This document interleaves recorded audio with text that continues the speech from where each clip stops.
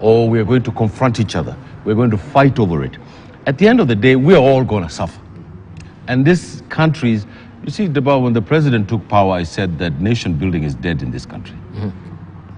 Because they've been giving Eldoret and Kiambu the presidents for the last 60 years. I'm not a Luo, I'm a Cushitic man. The president and Raila Odinga are Nilotics. They're the same to me. They're the same to me. This one is a highland one and this is a lowland one. So I have no ethnic issues with them. But as a citizen of this country, the one thing that I want to do is to kill this ethnicity that is killing us. If we don't kill it, it's going to kill us. And the second thing is about, we ought to be very responsible as what we say as leaders in this country. If I say something inflammatory, a whole province is going to jump up and down. So we have to be responsible. We have to not be angry. We have to have the reason to sit down and say, I have to cross this bridge with this fellow. And if I don't cross this bridge will fall. It is irresponsible for the parliament to say those things about Raila Odinga. I said that there's no moral basis for mass action in this country. I said that before. I said it because I knew the consequences of this guy. But who do we give the responsibility for? Who do we give? Where does the buck stop, Deba? The buck stops with the president of this country. It was his responsibility in the beginning to be magnanimous and reach out to half. He won by 200,000 votes out of 14 million. And the country was split right down the middle. What was his first job? Was to try and stitch this country back together. He didn't do that. He governed for his hustler movement. He did not govern for the country, Debal. If you look at the political appointments in this country, Debal, I've said this before. This is not the United States where you give the Democrats from Utah posts in the Department of State. This is ridiculous. This country needs binding up of its wounds, not opening up of its wounds. Lastly, Debal,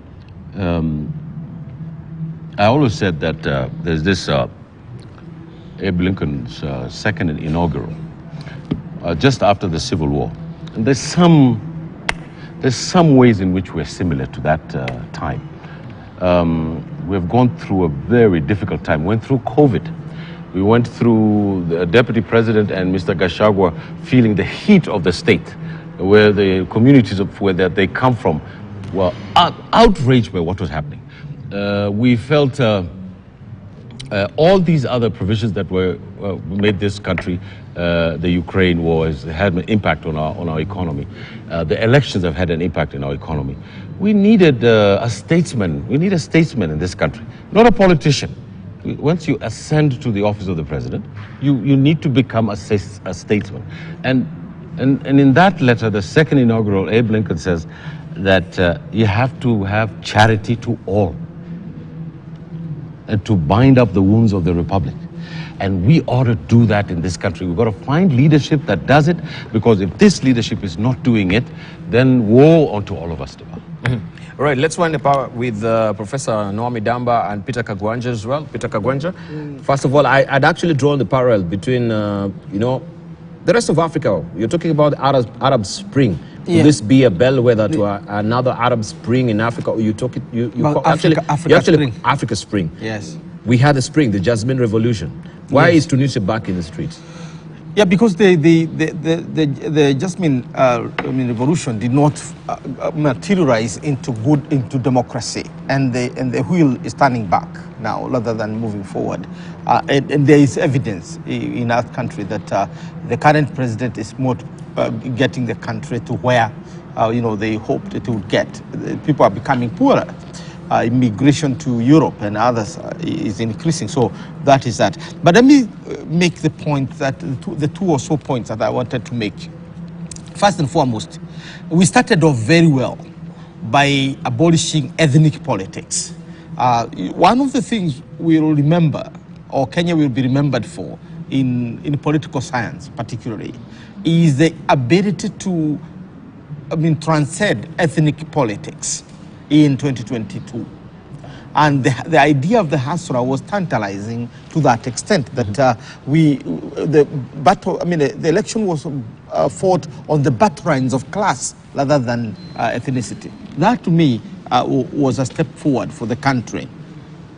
Obviously, I wouldn't declare the Hasra dead the way you know, my colleagues are doing it. I don't think the Hasras are dead. The Hasras are still there in the trenches.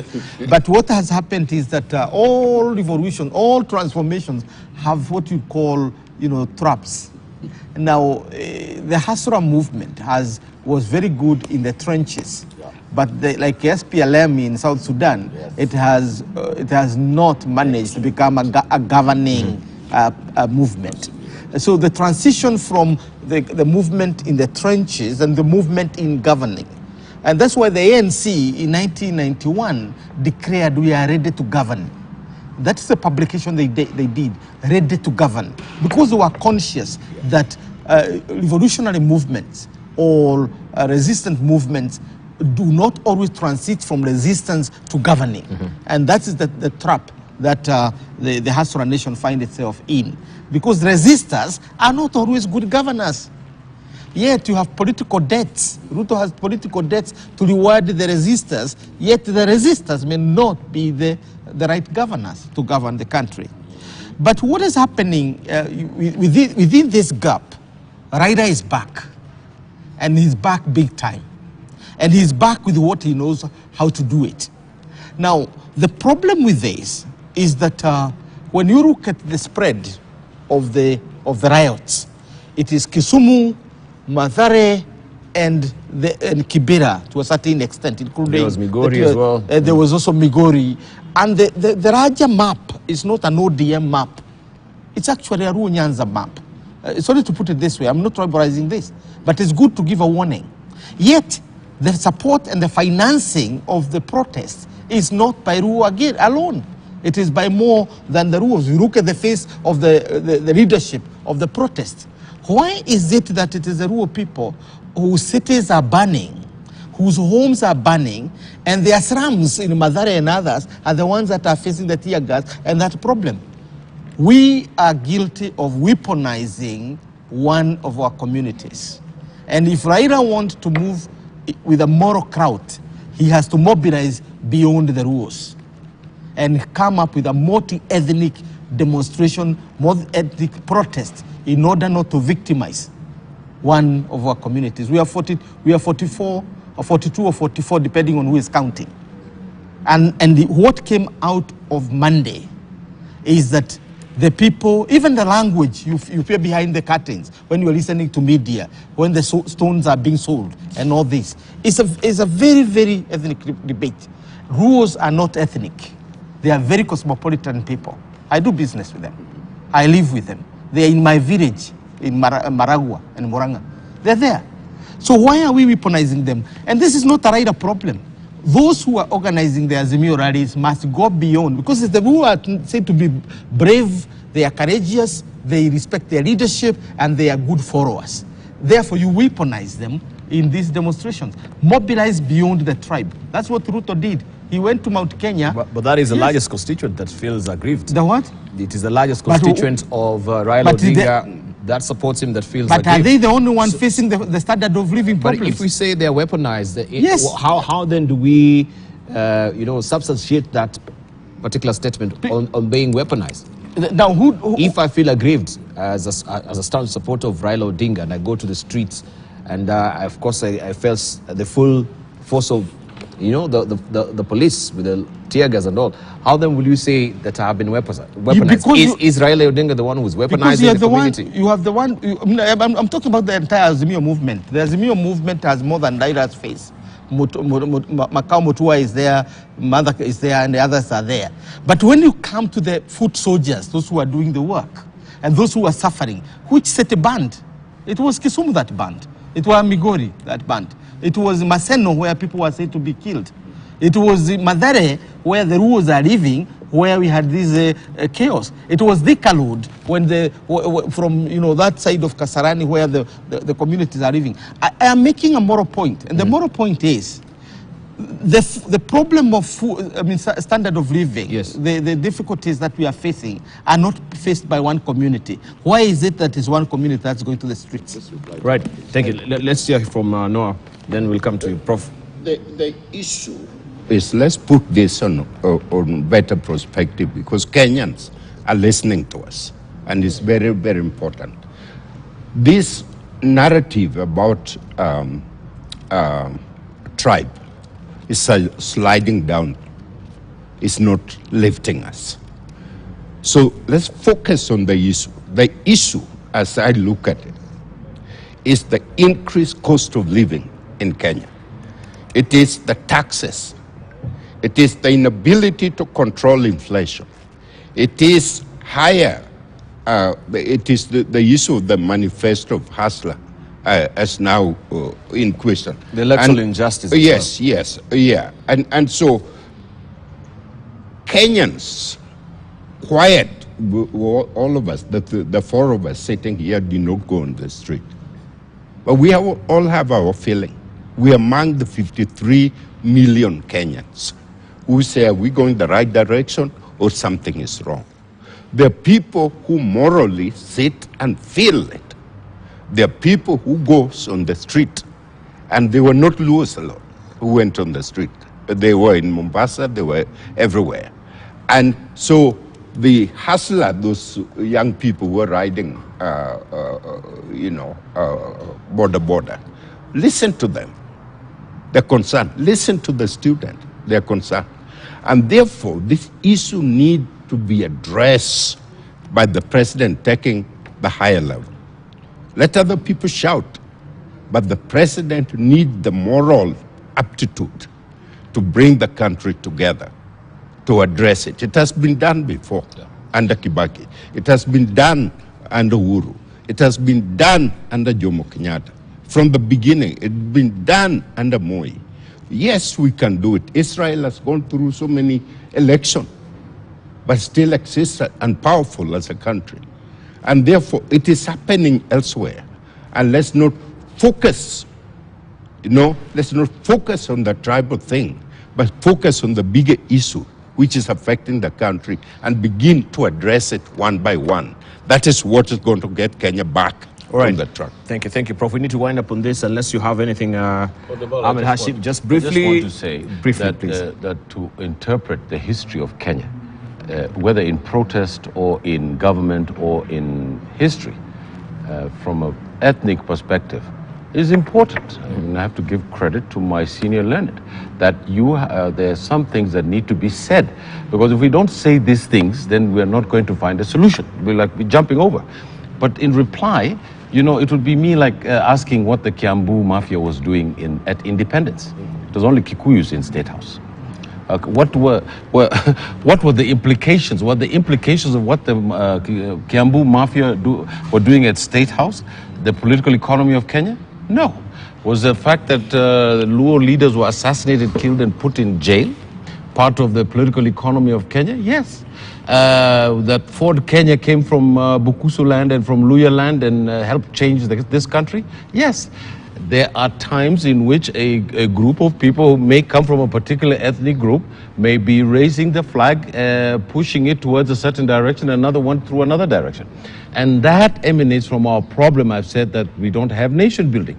If you go right across here in Tanzania, Debal, Luos from Tanzania come to Kisumu and they ask the Luos, what is your problem?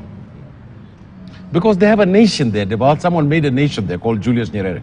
Here, we did not make a nation. This is why I say that nation building is the most important thing we need in this country. And how do we need it? My senior learned's vision of a regional citizenship. If we continue building our regional citizenship, I put it to you, that these ethnic tensions are going to flow all the way down. And it's our responsibility as public speakers, as public intellectuals, right, to point out the crude things that are happening in our society, but also to have hope, but also to speak about hope. Also to speak about ascendancy, because we cannot just interpret ourselves as being in a particular foundational substance. We are better than that. I put it to you, Debal, that yes, we can change this country, and the president has to lead from the front. He cannot lead from the back. He cannot govern 50% of the population. He cannot read from a script that's only from the hustlers, and the hustlers already are jumping up and down, because all the things that he promised them, Debal, are not on the table. None. The 50 caste has been explained as putting our people in political power. But he is asking for time. you have not given enough time to this particular administration for them to shake everything into place. Is there a time for a speech to the people of this republic that has hope, that says we can do it, that we can come together? Is there time for him to call his rivals who treated him terribly? Everybody knows that. But you have to ascend from that point. You don't have to go to the corner and play the leftist, the left-handed slugger. You could call those people and sit down with them and talk to them. And I said this the first week when he was in office, and my senior learned here is a witness. And we told him, go and reach out to the rest of the country and you'll be okay. He didn't do it, and look, he's paying the costs now. Mm-hmm. He's paying the cost. Right. We wanted just to go and do a follow-up. Last week we were discussing the asylum plan between UK and Rwanda, where we saw the UK, that is UK Minister of Home Affairs, that is Suella Braverman. We just want to get an update of what really happened there. So after returning from a weekend trip to Rwanda, United Kingdom Home Secretary Suella Braverman said the country was one of the fastest growing economies and one of the safest countries. As such, the UK government will push ahead with the UK-Rwanda Migration and Economic Development Partnership. It says the partnership, to be activated through the illegal migration bill, will deny the right to seek refugee protection to people arriving irregularly in the UK, such as those risking their lives to cross the English Channel in small boats. The asylum seekers will face detention and deportation without having their individual circumstances examined. And we talked largely about this. It was before the press conference. Yes, so we want just to get the way forward, because I mentioned earlier that the European courts have startly been objecting this particular move by the UK. But we see Suella Braverman, she's going full steam ahead regardless of what the courts have said. Is it now because we had also the Brexit that now they're not really under the remit of the European Union? Peter Kagwanja. Well, we made the point last week that this is what we are saying in British thinking about what to do with refugees or potential refugees and asylum seekers is not new. Yeah. We say that they did it to the Poles who were brought to Tanzania in the 1930s, the 1940s. The Jews were brought to Uganda. That was done for so that they don't come to Britain. So you export, asylum problem. And I think that's what they're doing here, and I think that is immoral, because people have the right to choose where to go and where they think they'll be comfortable when they are looking for refuge. The whole concept of the Geneva Convention of 1951 and its protocol of 1967 is about choosing where you feel safe. That's why we're talking about escape from violence, escape from repression, and you're going to a place where you're going to feel comfortable. Diverting refugees to the heart of Africa in Central Africa, where we are still talking about mediating conflict between Congo and Rwanda and all. I don't think it's really the right thing to do for British. It's immoral. You can understand if they said South Africa, or you are asking Nigeria, for example, or asking Kenya to accommodate a number of these. These are most stable countries. But the moment you start having deals with the Somalia, at the moment when you are fighting Al-Shabaab, you're fighting deals with the Rwanda, you are fighting with the M23, and then you are taking refugees from other parts of the world to that country, I don't think that is very helpful. Now, and you remember this was a right-wing policy started by Boris Johnson in April 2022. So we expected the new government of the prime minister whose ancestors are from India, and I'm also told from Kenya, to behave differently and possibly to quash this kind of a policy. Now, Britain can give a quota and say we are only able to accommodate so much, even if it is two. But you decide that way without, a kind of paying for other countries to host. Rwanda has already received 140 million pounds or something, Yeah, from the UK. From the UK, in order to accommodate those people. But also, Rwanda is coming from a genocidal position. Kagame himself spent his entire life as a refugee, and he chose where to go. He went to live with the Bahamas, his clansmen across the border in Uganda, where he was comfortable. Kigeri, when the king or Tutsi came to live in Nairobi, he did not. I mean, and when he decided to go to London or wherever else, he went. So Rwanda also should have some conscience and say, yes, we can do that, because money is not everything. Yes, you are developing. You need capital to develop. You need to stabilize your country. But there is money you say no to, particularly if it's money that is not very useful. There are Congolese refugees who are coming to Congo, I mean, to Rwanda. Accommodate those first. There are those that are coming from Central African Republic. Accommodate those. There's no consideration with them. No, but money is not everything. Remember, refugee issue is a humanitarian issue. It is not an investment. But the moment you transform refugees from a humanitarian issue into an investment or an income generating, then that's really is crossing the red line. All right, Professor Naomi Damba. Dubal, I agree with my friend Kagwanja on one hand, but there is a bigger issue here that we ought to be looking for.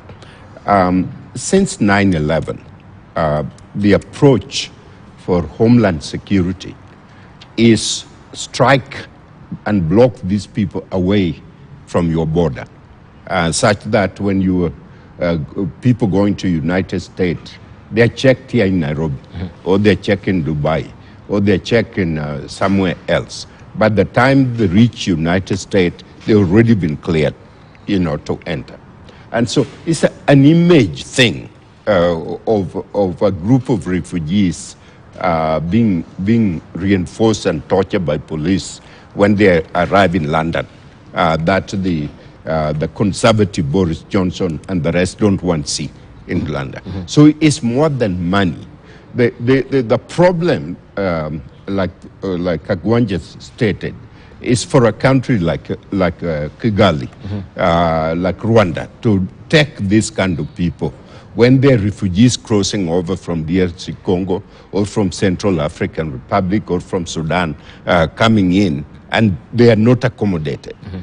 So what sort of Africa do we want? Is this the direction we are taking?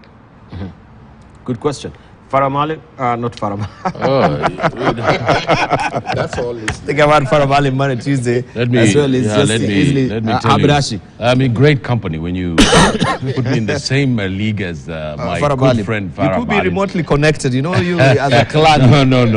We go to the family tree. No, yes. The Somalis are only one nation, one people. The great Samora Machel used to say, for the nation to survive, the tribe must die. So I like it. So yeah, for the nation to survive, the tribe must die. So Farah and I come from the same fierce race of Republicans.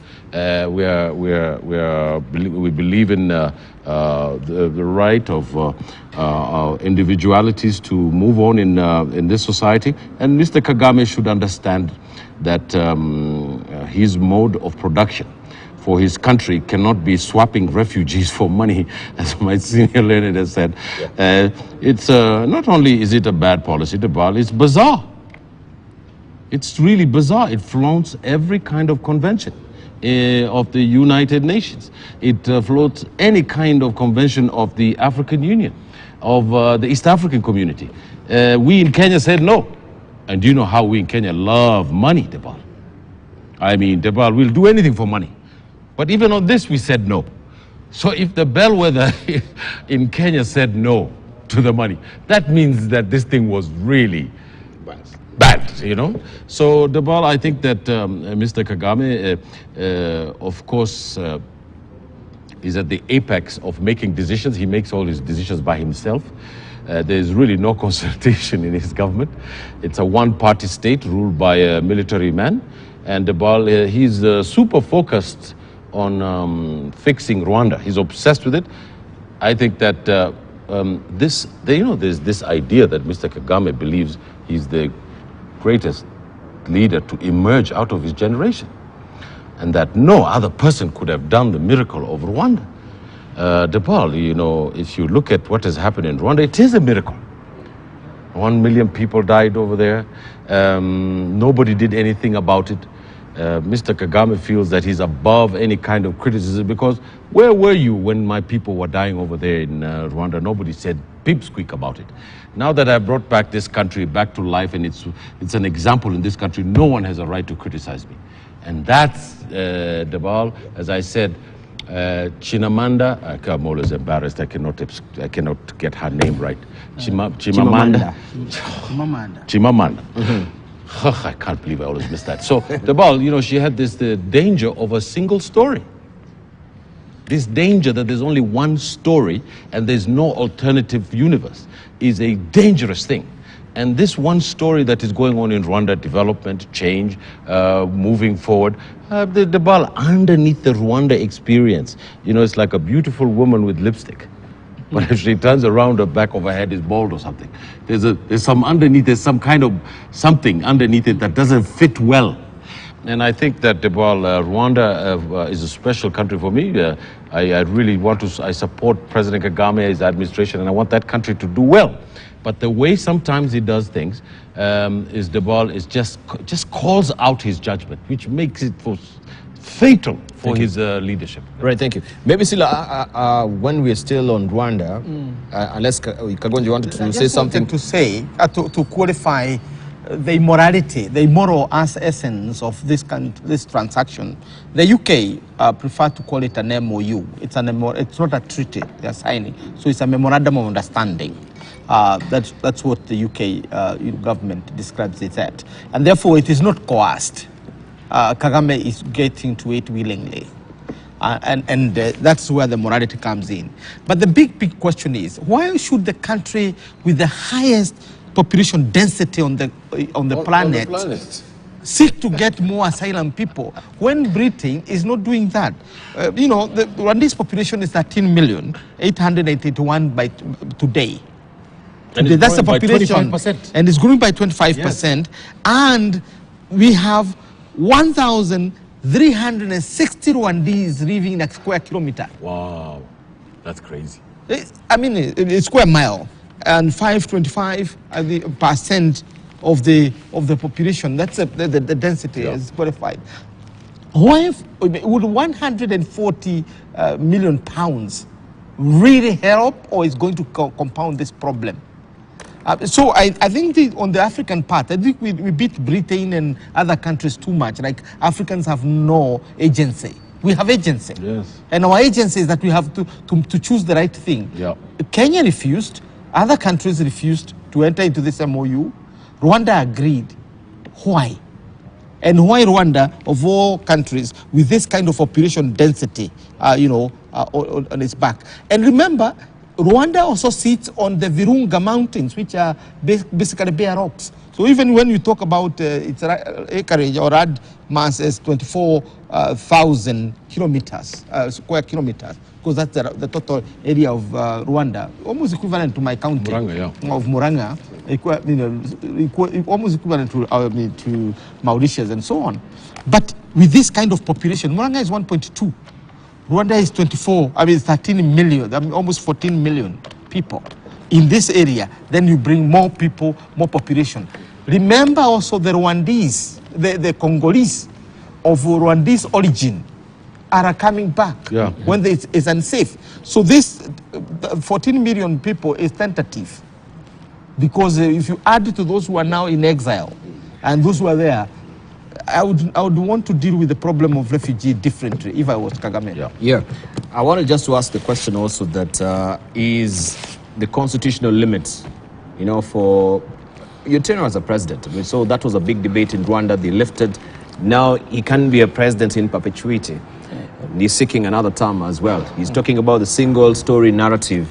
What does it really portend for a democracy like Rwanda, where we can see is teetering on a benevolent dictator, as we may call him that. Let's just pick the brains of Professor Naomi Damba. you mull over that, because we had also in this country some MP coming and talking about constitutional limits, the way it has to be lifted. This has been happening around the whole of Africa. Well, a lot of people are alarmed and stuck to a two-term limit, which is wonderful. That is what democracy is called for. But you have to look at the individual role and responsibility in terms of what they have done. And so long as people, so long as the community say, well, this is the person we need, I don't see anything wrong with making sure that that individual continue as a leader. The Israel Prime Minister has come back several times. His term was supposed to have ended, but he's come back and he continue. There are wonderful things that when you travel to Rwanda, that Paul Kagame has done. His vision for Africa is outstanding. The country has 11 billion gross national product. The per capita income is 822 right now. We are alarmed at the idea of more people coming in because they will not be able to accommodate those people. But I think it is Rwandese who need to decide your term is over based on your performance, rather than this two-term and you are out. The question is, and I don't believe, like in the case of Uganda, that there is no any other Uganda that can come in and be president. I don't believe in that kind of thing. Right, thank you. All right, we want to talk about the U.S. Secretary of State. This is Anthony Blinken. We're following the story of his visit in Ethiopia last week. And that is the latest development that we have from there, is that he's accusing all sides in Ethiopian conflict of committing war crimes. He said this on Monday, that the U.S. has formally determined that armed forces on all sides of the conflict in northern Ethiopia have committed war crimes. Quote unquote, after all departments carefully review of the law and the facts, I have determined that members of Ethiopian National Defense Forces, Eritrean Defense Forces, Tigray People's Liberation Front Forces, and Amhara forces committed war crimes during the conflict in northern Ethiopia. Blinken said this at a press conference for the release of State Department's 2022 Human Rights Report. Also, Blinken traveled, of course, as we know it, last week to Ethiopia, where he met with leaders, and he did not raise the war crimes determination. He also accused the Amhara forces of a crime against humanity, of deportation and forcible transfer, and ethnic cleansing through their treatment of Tigrayans in western Tigray. Blinken said that the U.S. will partner with Ethiopia as it implements a credible transitional justice process for the benefit of all victims and affected communities as well. Let's just navel gaze on Ethiopia.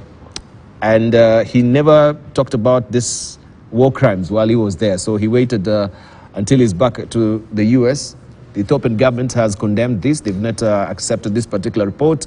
There's a latest development as well with the Tigray leadership as well, where Getachew Reda has been elected or appointed, so to speak, as the new leader. Let's talk about it. About the American genius of having two contradictory ideas in their mind at the same time is something to marvel at. The allies of the United States, Turkey and Abu Dhabi, armed the current prime minister with drones and missiles to overcome the TPLF. One of them sits in the NATO Council. That's Turkey. These are very strong allies of the United States.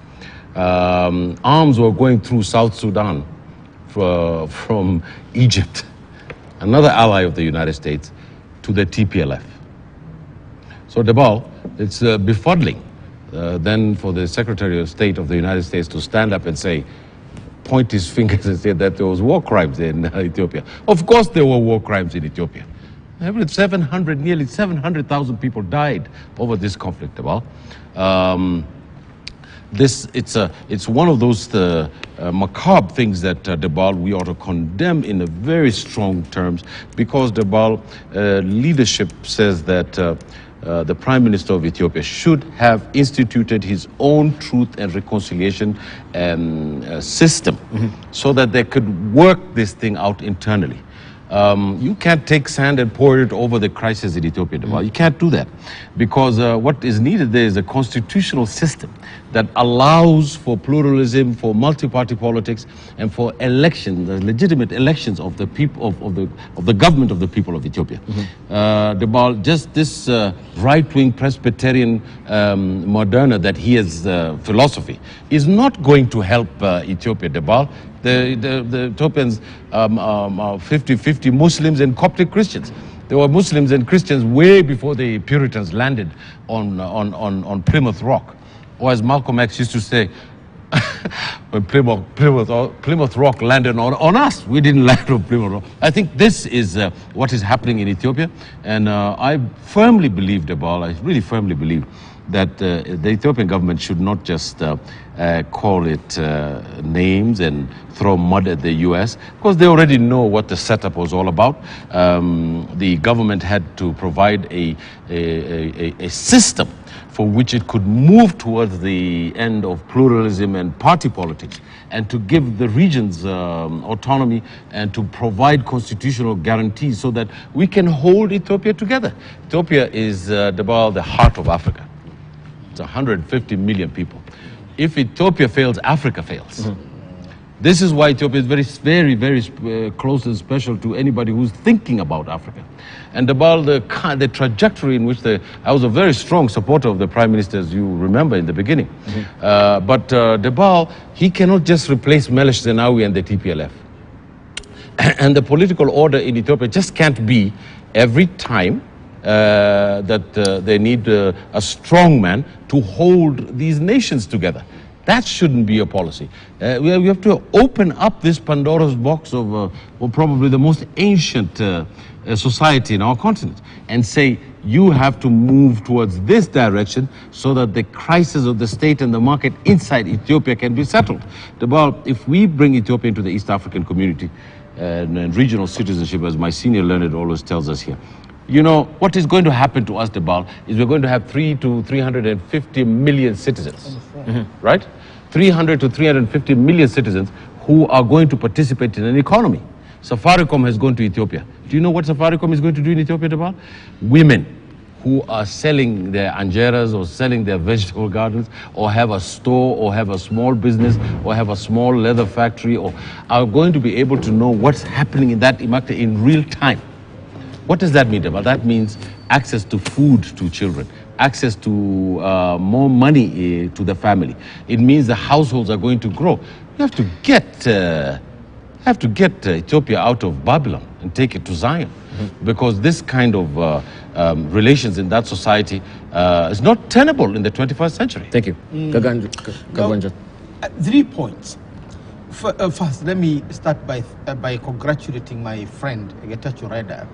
We traveled with him quite widely across Europe. The same plane, sometimes we were stuck at the airports together when he was working for Meles Zenawi. And he has studied under the best. So I'm sure he'll be able to steer Tigray to greater heights as interim leader or interim administrator, and possibly is now the leader of the Tigrayan front. Tigrayan front.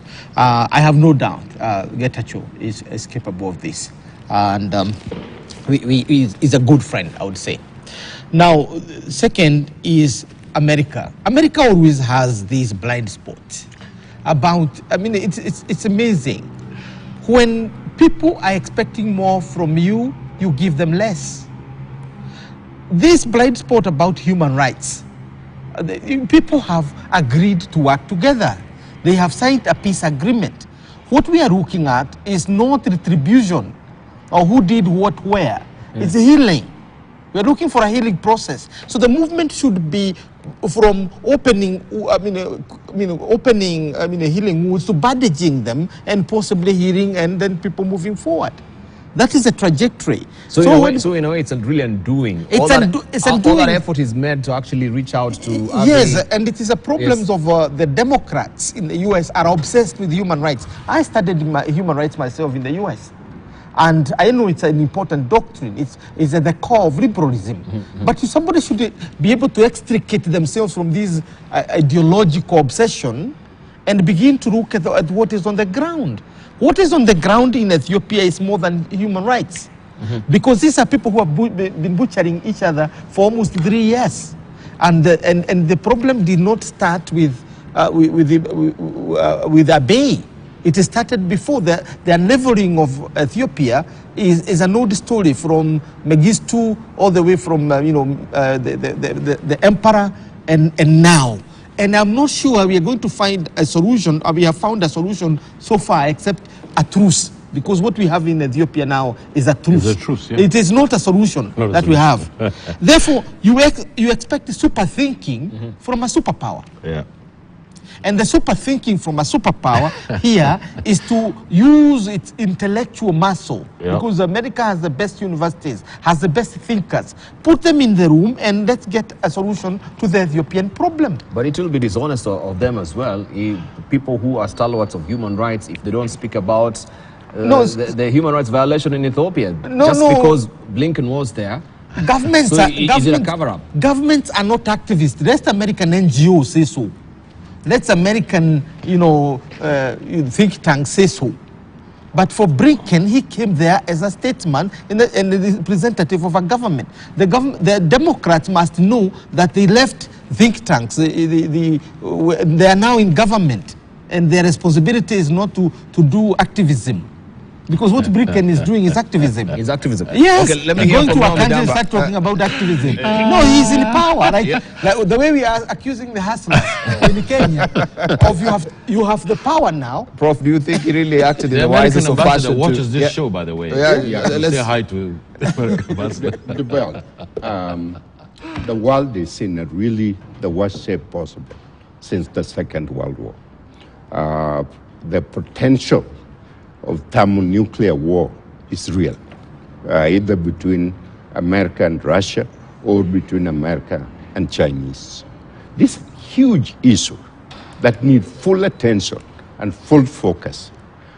There is an issue in regard to Ethiopia, the issue of human rights.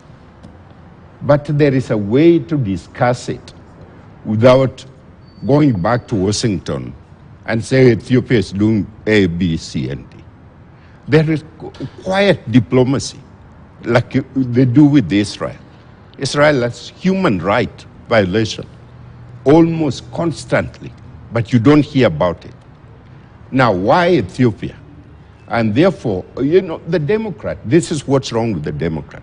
Republican, very disciplined when it comes to foreign policy.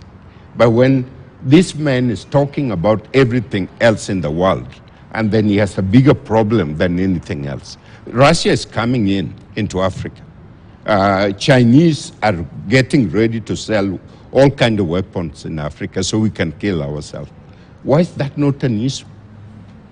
Good question. Why is that not an issue? And we want to take a short break right now. So when we circle back, we were talking about quiet diplomacy, Naomi Damba. We shall look at the shuttle diplomacy that China is actually embarking on right now. It has been able to broker a happy medium between Saudi Arabia and Iran. For the longest time, we know the West has been it has not been able to actually move that needle, even a jot, to try and put them on the table and discuss. But President Xi Jinping has done this. We shall look at that as well.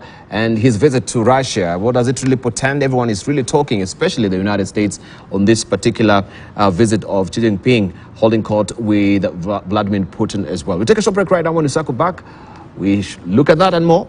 And Mali is also on a quest for a federation. It does not really work in Ethiopia. Will it work in Mali as well? We should look at that.